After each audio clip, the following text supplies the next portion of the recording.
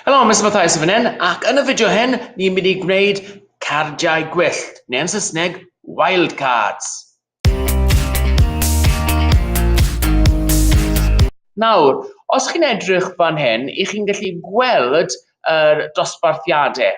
So, 7 dyfrig 1, 7 dyfrig 2 ac yn y blaen.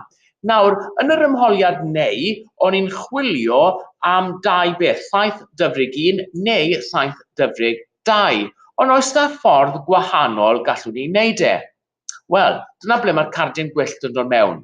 So, dwi'n mynd i create, dwi wedyn yn mynd i query design, a wedyn dwi yn mynd i add close. R'un peth eto, ni'n dewis yn y colofn cyntaf un gyda'r seren, a tro yma ni'n mynd i dewis yr dosbarth fan hyn. Nawr, dwi'n mynd i teipio mewn 7 dyfrig, ond y tro hyn, yn lle ysgrifennu 7 dyfrig, yn siŵr bod sillafu'n gywir, teipio mewn 7 dyfrig 1, neu a wedyn o dan o fe 7 dyfrig 2, dwi'n mynd i ysgrifennu 7 dyfrig seren. A seren yw'r cardyn gwyllt, y wildcard. So beth mae'r cronfa data nawr yn edrych amdano yw 7 dyfrig plus rhywbeth arall.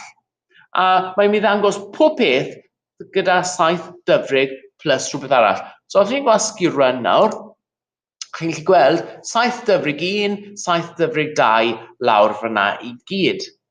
Nawr, dwi'n mynd i ddangos i chi ble arall gallen ni ddefnyddio hwnna. So fi'n cael gwared hwnna nawr, a dychmygwch nawr hoff fwyd. Ac am ryw reswm, dydw i ddim yn gwybod sut ti'n sillafu pizza. Ond fi'n gwybod mae pizza yn dechrau gyda P. So gallai teipio mewn P, a wedyn seren, sef y cardyn gwyllt. Amser fi'n gwasgu run y tro yma, chi'n gallu gweld mae pob bwyd sy'n dechrau gyda P yn dod fyny. Nawr, ni'n gallu gweld mae'n cynnwys pasta hefyd, so beth gallen ni wneud, i wneud e bach fwy cywir, ydy just mynd P i dot. A wedyn gwasgu run, a chi'n gallu gweld mae'r pizza a pizza i gyd yn dod fyny. A dyna chi y cardyn gwyllt. Nawr, tro diwetha amser ni'n recordo hwn, roedd dosbarth gyda fi mewn yma, ond nhw'n dawel iawn. Mae dosbarth mewn gyda fi heddi. A maen nhw'n anghytuno taw 7A yw'r dosbarth gorau. So pwy yw'r dosbarth gorau? 7A! Wel, gewn ni weld nawr.